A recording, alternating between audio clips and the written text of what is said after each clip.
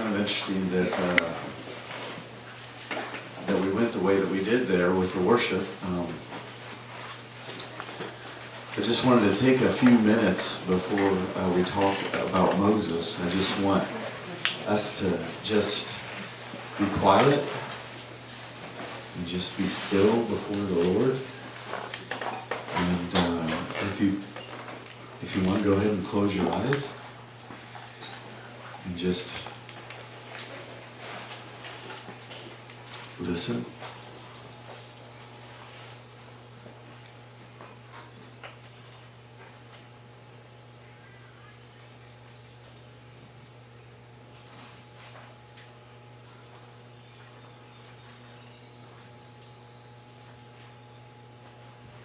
Feel the breeze.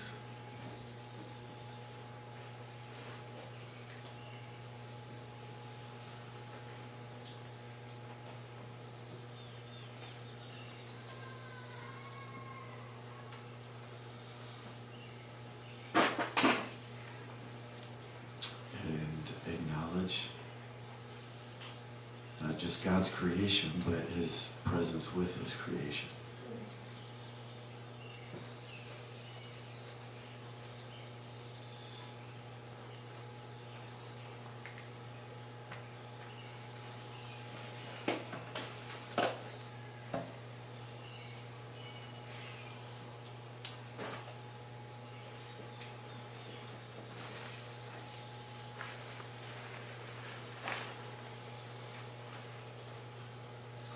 He's around us, He's between us, He's above us, He's below us, He's in us.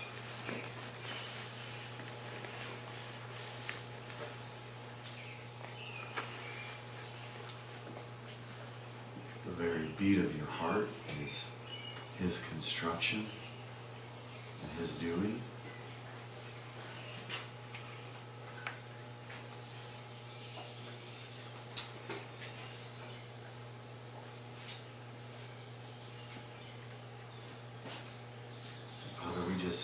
We thank you, God, for your presence here among us.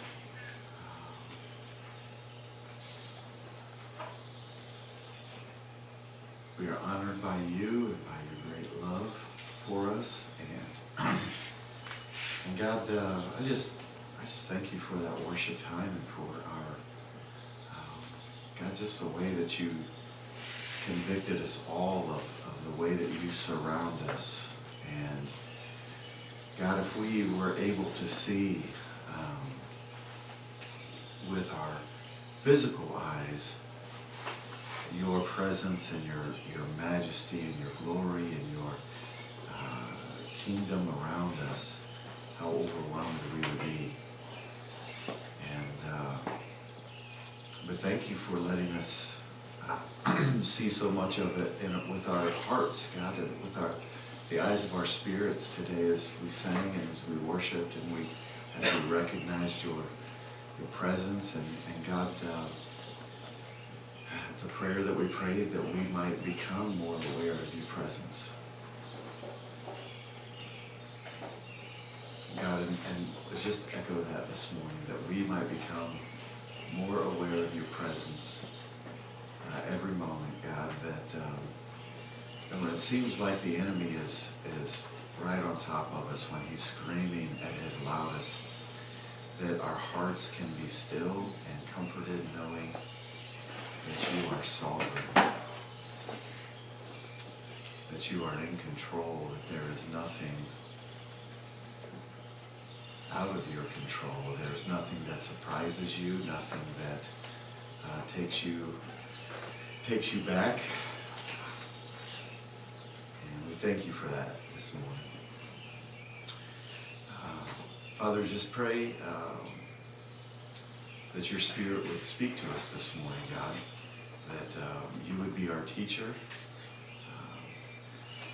God, you know that without you, we can produce nothing good.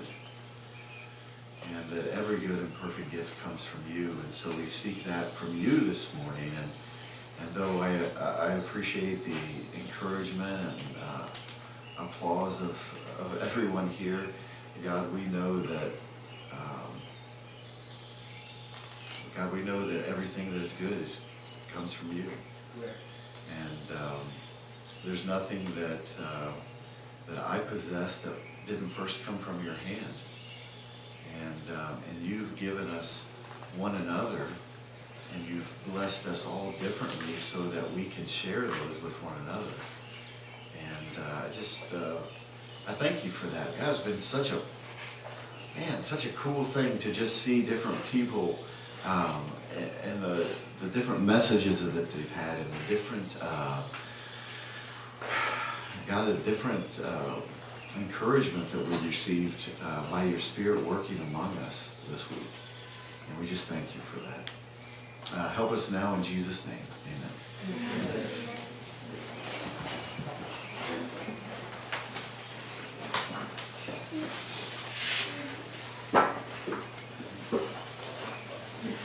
Moses is one of my favorite characters in the Bible. He is definitely, when I think about a hero of faith, he is definitely one of the first that comes to my mind. When I look at his story, I just constantly think, oh, that's so cool. You know, when I read through the scriptures and I see all that God did through him, I just think, oh man, that's so amazing. And I just really envy him, you know. It's just like, man, how cool it would be to be Moses, right? To experience the things that Moses experienced, and to have to be on Mount Sinai, right? And to see the glory of God, and to come down from that mountain and to have been in his presence so much that my face would physically glow, and that people would, can you imagine that? Can you imagine walking around having to wear a veil because you would scare people because your face was glowing and they didn't know what to do with that? But it was because he was in the presence of God and he had spent time with God, and because of that, he just radiated the glory of God. Just shined from his face so powerfully. And I think, man, what an incredible thing to be Moses. And so when we started talking about this, and I was given the opportunity to pick between a couple people, I'm like, Moses, right? And so then I was like, oh, well, maybe I shouldn't have done that, because then I got to figure out what about Moses to talk about, because there's so much in his story that just amazes me, right? There's so much in his story that is overwhelming to me. Now, when you guys, I don't know, let's turn to Hebrews chapter 11, right? I think, I wasn't here Sunday night, but I think, Brian, didn't you talk about these heroes in chapter 11? So let's turn there real quick. I just want to look at this together. Oh, you know what, Abby, you still have my iPad. Can I use that instead?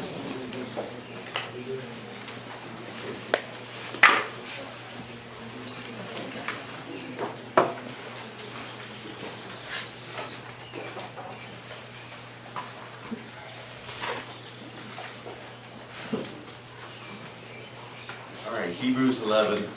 I just want to read this for a moment. So let's just think for a moment and look at this passage, all right? I know it's early in the morning, and reading is like one of those things that puts us to sleep, but just listen to this for a minute, right? Faith shows the reality of what we hope for.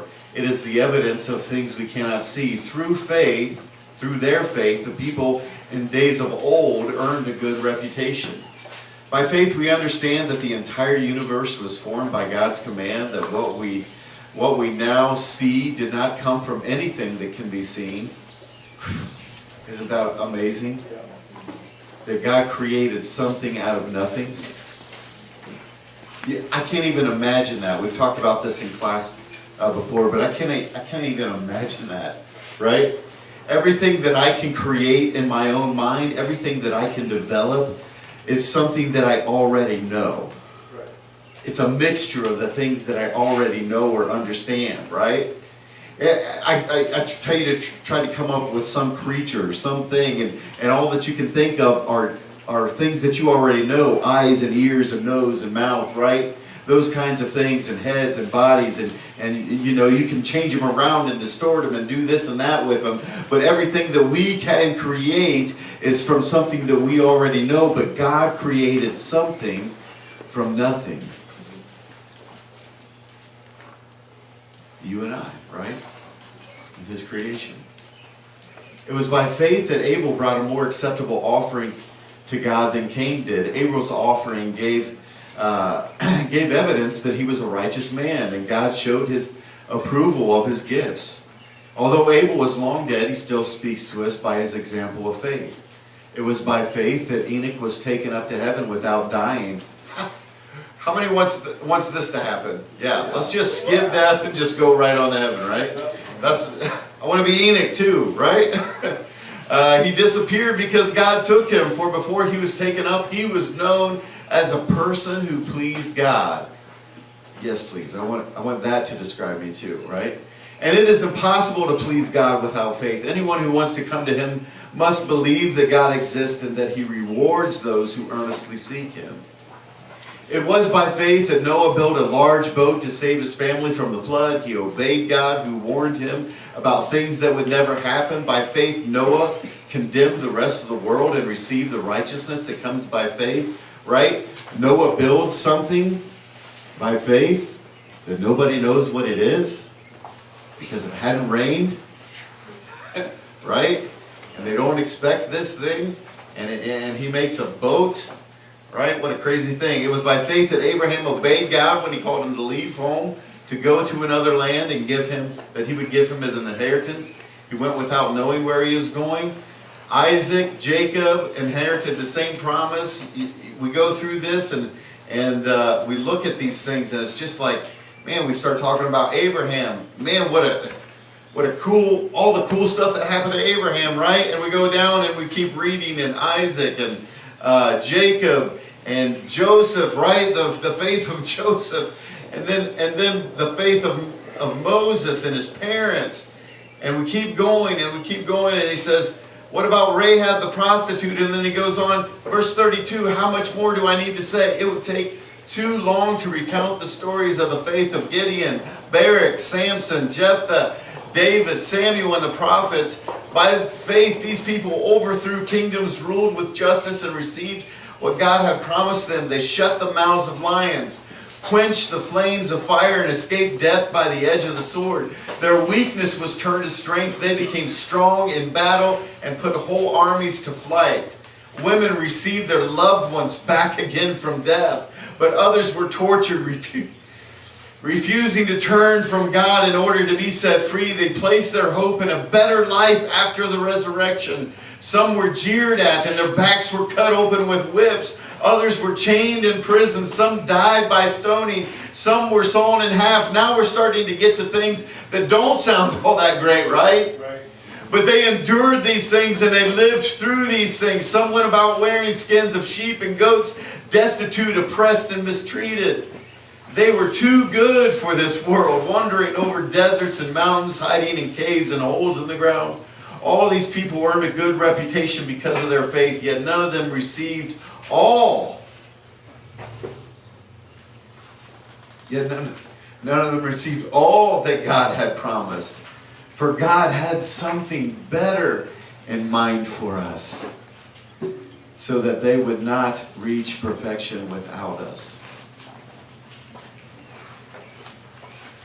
I don't know about you, but when I look at the scripture and I start to think about all these people, I start and begin to feel smaller and smaller and smaller and smaller, right? We talk about these heroes of faith this week, and I don't know about you, but some of it's inspirational. At the same time, some of it's like, I could never be one of those people, right?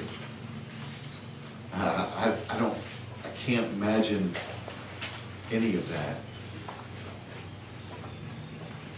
You know, what gift do I have that could be used in such a powerful way, right? The testimonies in our evening that talks about current heroes of faith, and we hear these stories and we think, well, I can't do that, or I can't do that, or I can't do that. And so what really do I have to offer? What really do I have to give? You guys, am I the only one that feel that? Do some of you guys feel that? All right. Good to know you're with me. That's part of why I love this story of Moses. So let's go back to Exodus chapter 3 and look at this once again. So, many of you guys know this. For how many of you, many of us know of Moses, right? But how many of you know the whole story? I mean, some of us, some of you guys I know haven't grown up hearing this story, right? So let's just recount it a little bit so that we can get to this place where Moses is currently at, right? So, do you guys remember Joseph, right? Joseph was sold into slavery, and he went and became, was a slave in Egypt, and God was with him and blessed him, and he became very good at what he did. He got thrown into prison, but he was taken out of prison, became the second in command in Egypt, right? The only person that had any say above him was the Pharaoh, right? And so Joseph is very powerful, and yes, please. Joseph was very powerful, and there was this famine that came, and for 7 years, 14, it destroyed the land, and people were hungry and starving and coming for food. But God had set this up so that there would be food for people, right? He used Joseph to provide food through this famine. And not only did that happen, but Joseph's family comes to Egypt then, right? They come and they live with Joseph. And so Joseph's family comes and lives with him, his father Isaac, the son of Abraham, right? And so they come and they live in Egypt, and they begin to flourish there. They begin to grow as a family, and boy do they grow. They grow and grow and grow for 400 years. They grow until they become so large that time has passed, and people have forgotten about Joseph and what he did. And but the Israelites, their presence is there, and not only is it there, it's starting to become overwhelming. And so Pharaoh's like, we need to do something to kind of squelch these Israelites. They're going to take us over, right? Or if someone comes and fights against us, they'll join them, and we'll be destroyed. So we need to oppress them, right? So they begin to make them their slaves and make them work and do hard things and labor and all of this. And so they work hard, and they're oppressed. And Pharaoh says, this is not enough. We're going to have to do more. Now, when the babies are born, he tells the midwives, if it's a boy, kill him. Right? Kill him. And there were some midwives that weren't real happy about that, right? So they just said, hey, Pharaoh, the babies, these Israelite women, they're just very vigorous, right? They have these babies so fast we can't even get there in time.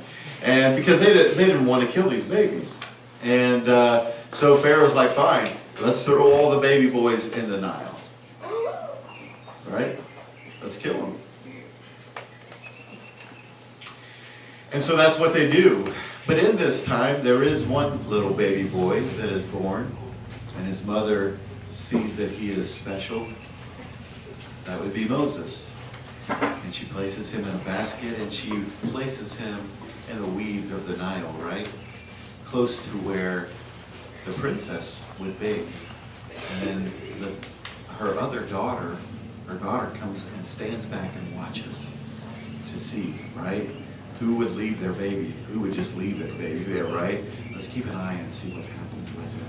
And so she places him strategically there in that place so that he might be found.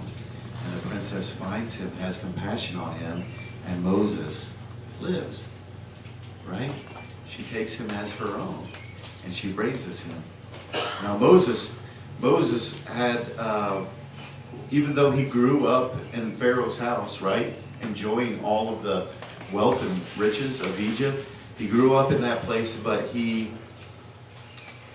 knew that he wasn't from there, right? He knew that he belonged with the Israelites. And so there's one day when Moses is out and he sees one of the slave masters beating one of the slaves. And it ticks him off, right? It ticks him off, and so he goes to that slave master and he kills him. Buries him in the sand.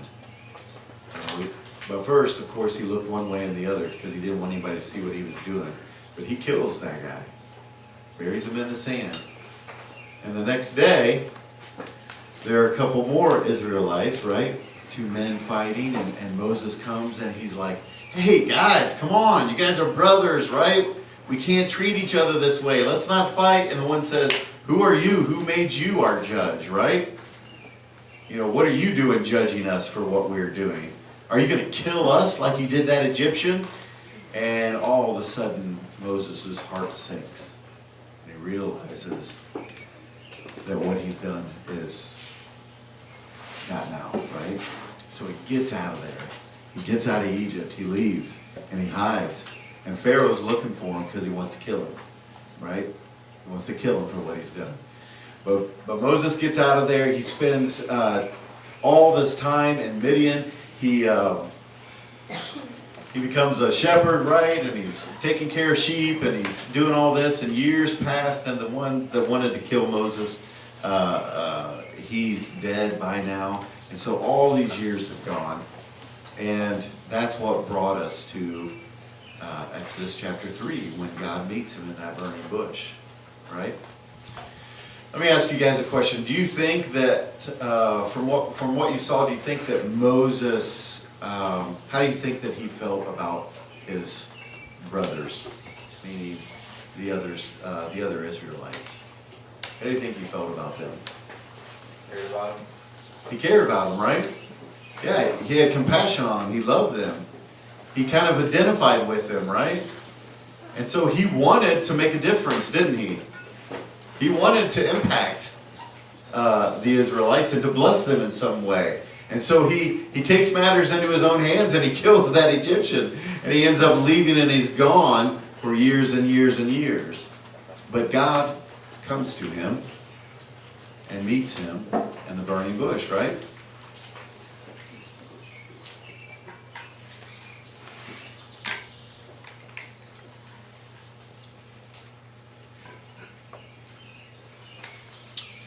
So God meets him in the burning bush, and it's a pretty crazy thing, right? This bush is burning, but it's not burning up.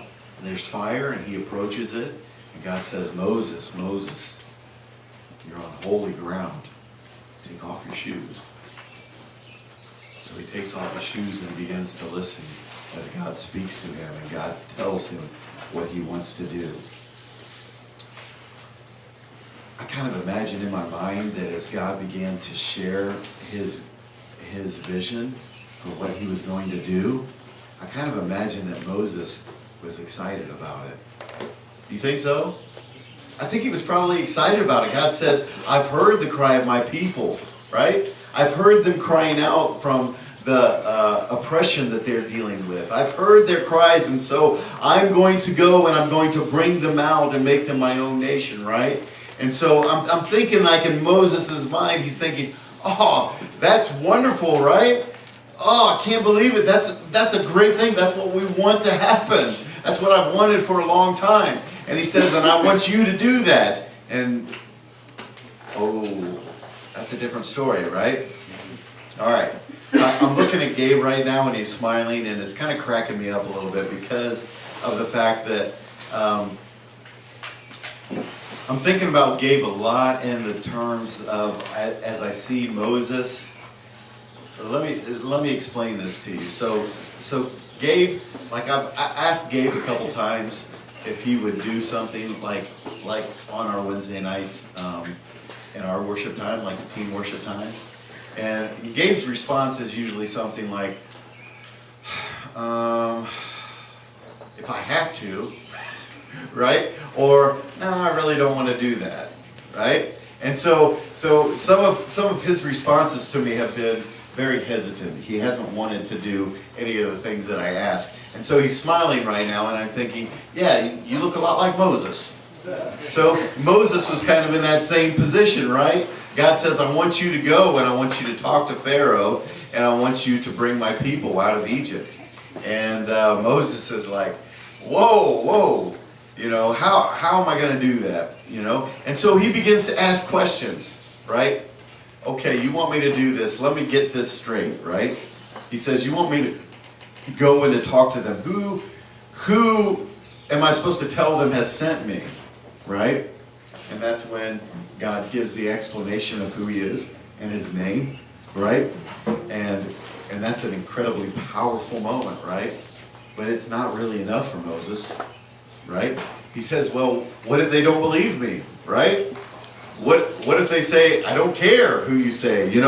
What if they don't believe me? And what if they don't want to do this? And God begins to do these miracles in front of Moses, right? He says, throw down your staff, and it turns into a snake. He picks it back up, and it turns back into a staff. He sticks his hand in his cloak. He pulls it out. It's white as snow, like filled with leprosy. He sticks it back in. It's back to normal and healthy, right? And God does these things, and he says, listen, also, you can take some water from the Nile and pour it on the ground, and it will turn into blood. And you can show them these things, and they'll believe. And he's like, of course, it's pretty amazing what God is doing already, right? All of these cool things that he's doing, showing his power. And but Moses is still scared, right? He's still nervous about it. So he's still at the 20 questions, and he's like, well, no, I don't think, what about this? And then he goes into, but I don't think I'm the right guy for you, right? I don't think I'm the right guy for this job. I can't talk. I have a hard time forming sentences. My thoughts, they get all jumbled up, and I can't articulate things. Surely what you need is someone powerful of speech or something else, I don't really think you understand who you're talking to here. I don't think you really understand what you're asking. I'm not the guy that you would pick for this. Does that sound familiar? Not really. Oh my word, it's like every story in the Bible, right? Yeah. God comes to somebody, and they're like, oh, I'm not the person that you're looking for. And he says, yes, you are the person that I'm looking for. Remember how we read through chapter 11, and we read that, and we started to feel smaller and smaller and smaller, and we thought, how could I ever be one of those people? The very fact that you felt smaller and smaller and smaller means that, yeah, you could be one of those people. Because you're acting just like they are, right? You're acting just like Moses. You're acting just like Gideon. You're acting just like, and the story goes on and on, of all the people that were scared about what God had them to do. Now we have quite a bit of similarities, don't we? Quite a bit in common with these heroes of faith. We're scared. We got a lot of questions. We don't think that he's right. Just like Alex said last night, right? I think you got the wrong person. Let me show you how bad I can be, right? Let me show you how bad I can be. I'm not the righteous person that you've been looking for. When we look at the story of Moses, and we read through that, there's Moses, there's Aaron, there's his sister, and there's all the Israelites, there's Pharaoh. When you look at that, who's the main character of the story? Huh? Who's the main character of this story?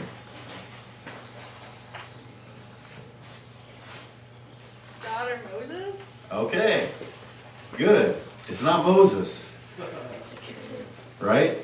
It's a story about Moses, but the main character in this story, the hero in this story, is God. All right? The hero in every story is God. All right?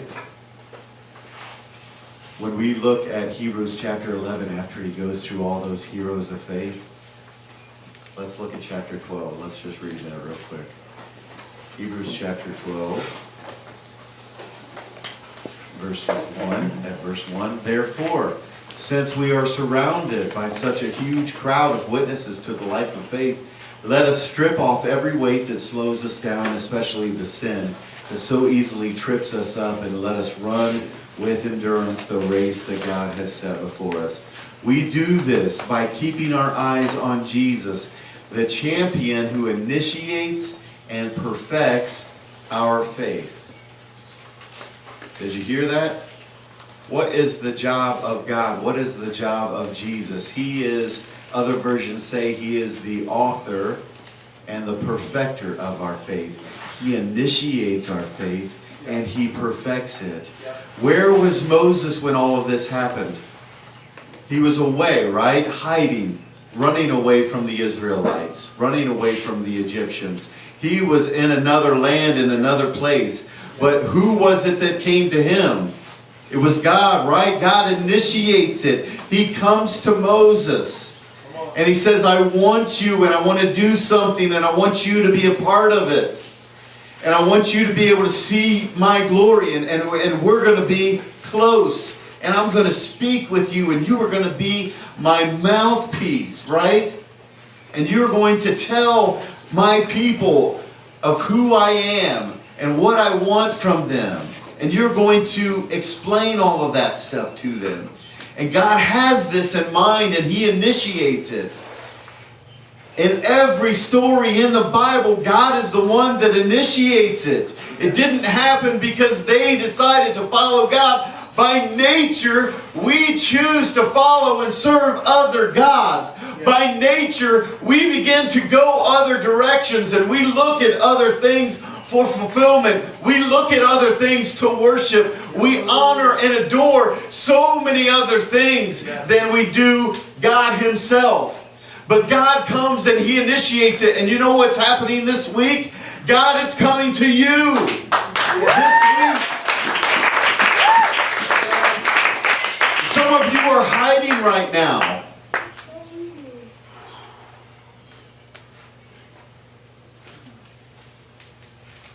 Say it again, Shawn. Some of you are hiding right now. Because you can't see, you can't envision a life of faith. You can't envision doing something great. And so you're in hiding. And so you're afraid. And so you just feel like there's no purpose for you anymore. You're not in the spotlight. I'll just go over here and just live my life out. But God is coming to you this week.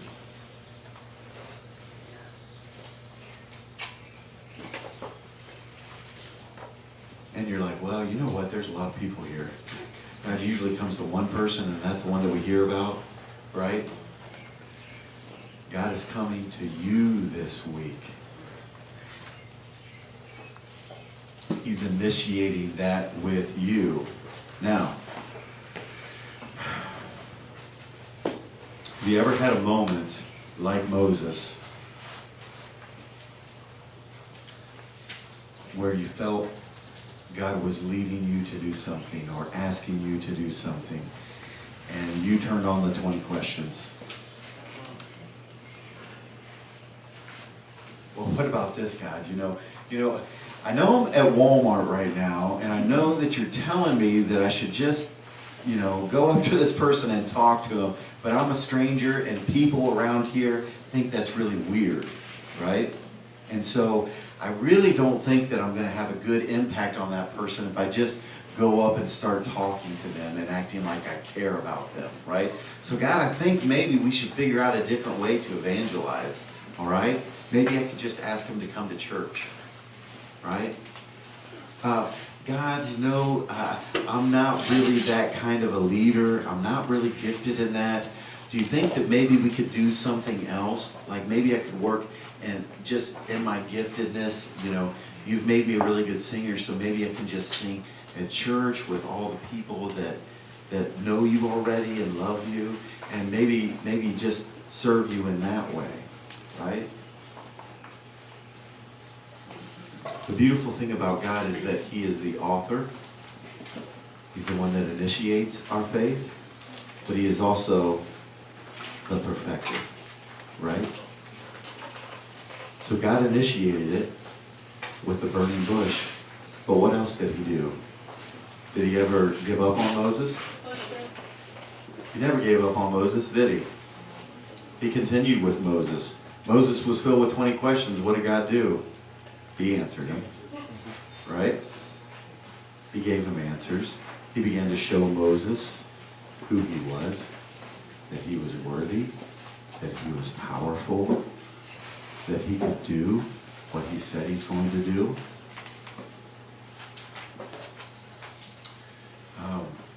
These past 2 years for my wife and I have been pretty tough ones. A couple years ago, we decided that we wanted to be back in full-time ministry, and so I left a really well-paying job, and I went and took a job that doesn't pay so well. All right, just put it like that. It doesn't pay so well.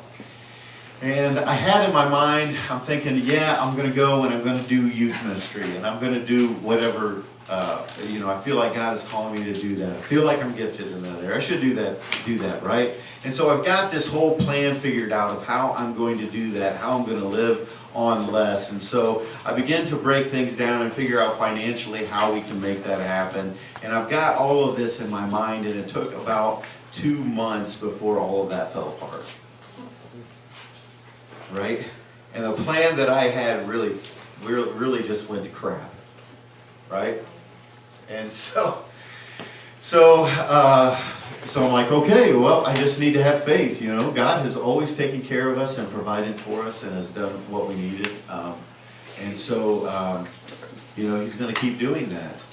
And these past 2 years have been crazy for us. It has been one thing after another financially. Like, there's never been a week that or for the most part, maybe not even a day, where I wasn't trying to rearrange money or figure something out so that I could take care of some immediate need, right? And in all this process, there have been some times where I thought, man, maybe this isn't what God's calling me to do, right? Maybe I need to get a different job. Maybe I need to do something else. I got to take care of my family, right? And so I've had all of these different questions and thoughts running through my mind, and thinking that I wasn't and couldn't do these things. But you know what God has done over and over again? He's began perfecting my faith. Because there's a lot of holes in my faith. You know what I'm saying?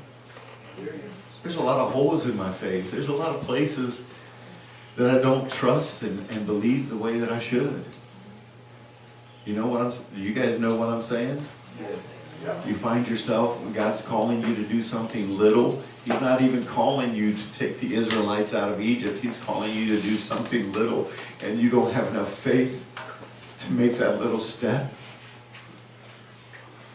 To take one little step and tell somebody about Jesus, right? Or to stop for 1 minute worrying and put my trust in God that He's going to do what He said He would do. And believe that and walk and move in that. There are all kinds of holes in my faith. But you know what? Jesus is the one that began that faith in me. And He will bring it to completion. He will continue to perfect it, and that's what He's been doing these past years. And it's been a little bit painful, but I wouldn't trade it for the world. You know why? Because I'm finding out more and more who God is. Yes. And I'm finding out, yeah, I can trust Him with this and this and this and this. And I know that He's going to take care of this and this and this and this. Do you know what has happened in these past couple of years? Somebody has given me 2 cars. 2 cars? Who does that, right? How does that happen? But people have given us 2 vehicles. And we have a way to drive around and do the things that we need. And all the time, God is filling in these holes of unbelief that I have. And He's saying, just trust me, just walk with me, just move with me, and I will show myself to you. And it's so good. It's so good. Can you imagine being Moses? Can you imagine if the story was that he just said, no, I'm not going to do that, God. Look at what he would have missed out on. Look at all that he experienced, that he missed. That he would have missed because he said, no, I don't think so. These fears, these worries that I have, they're too big, and I just am not willing to trust you with them. He would have never seen all the plagues. He would have never seen the Israelites just completely plunder the land of Egypt, walk away with wealth beyond belief without ever raising a sword. They walk out of Egypt, rich and wealthy people, headed to their own land. He never would have experienced putting his staff in the Red Sea and watching it separate and walking across on dry ground. He never would have experienced that. He never would have been on the mountain to be able to speak one-on-one with God. His face would have never shown that glory. Can you imagine all of those things that he would have missed out on if he said no? Right. We have to quit saying no. Right. Come on. We have to let him perfect our faith. Right?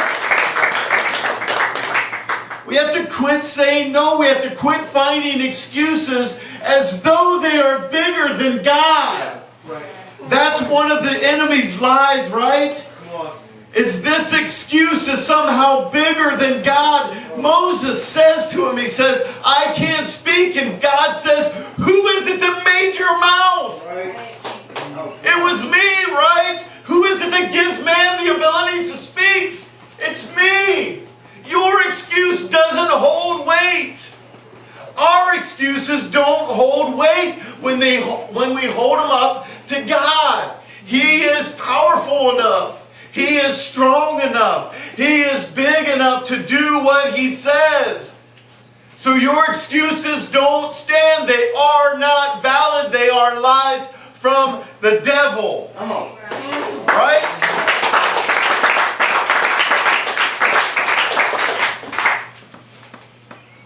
We have to start saying yes. Yes, God, I'm going to trust you with this anxiety when it comes to whatever it is. Right? I'm going to trust you with that, and I'm going to step forward and I'm going to do this little thing. All right? And as we do that, God begins more and more to perfect our faith. You look at Moses when he was young, and you look at Moses when he was old, you think he was the same guy? Not at all, was he? You know, I see people in this life that when they're old, they're the same way they were when they were young. They're the same grouchy people. In fact, some of them I see are even worse when they get old. We have to be people that will say yes to God. The beautiful thing about God is that, man, He loves to give you every chance. Every possible chance till the day you breathe your last to say yes to Him. Right? So today is the day to say yes to Him. Let us throw off every weight that holds us back, every sin that so easily entangles us, right? Let us throw those weights off and let us run with endurance the race set before us, keeping our eyes on Jesus, the author and the perfecter of our faith. You know what? It's okay that there are holes in your faith. It's all right. God knows where they are. You don't have to pretend that they're not there. You don't have to just believe really hard. Many of you guys have seen or heard about people that have said, you just don't have enough faith, right? It's just not enough. God knows how much faith you have, doesn't he? He knows where all the holes are. He knows where all the shortcomings are. And when he asks us to do something, he knows all about it. He just wants you to say, yes, I'll take a step. Right. I'll take that step. And you know what comes after it? Is an incredible adventure of walking hand in hand with the creator of the universe and watching him do amazing things your entire life. Isn't that amazing? You don't have to have all kinds of gifts and abilities and strengths in order to be a hero. Right? You don't have to have all of these things. God doesn't come to you with a list of prerequisites that you have to fill. He comes to you and just asks, and all you have to do is say, yeah. That's it. Yeah. Take me on that journey, right? Take me on that journey. Now let's go.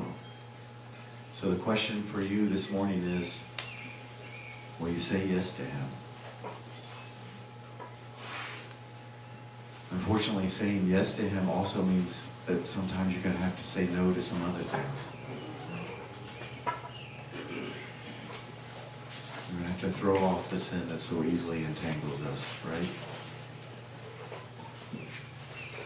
And jump in and allow him to do his incredible, powerful work in us. I tell you what, guys,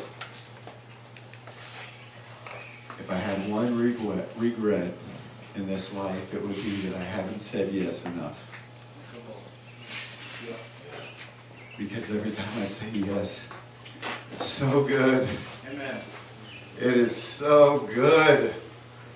He is faithful, and man, he has great things in store for you and I. Great things in store for us. So let's just say yes, all right? And step out. All right, thank you guys. Amen.